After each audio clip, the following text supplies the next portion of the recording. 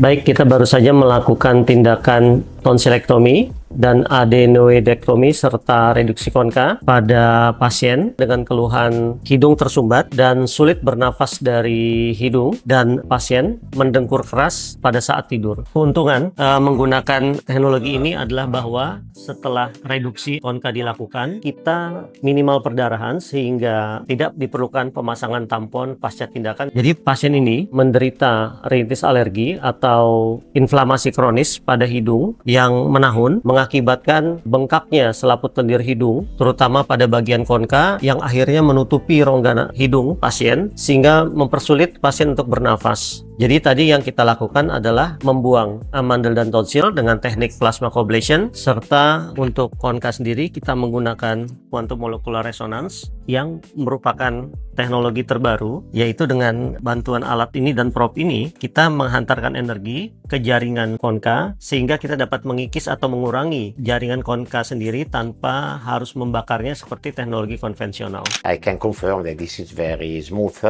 surgery. And I feel good since the day after, but I can feel that is different. I saw that the turbinate is really reduced, and I'm expecting in the next few days I will be better and better.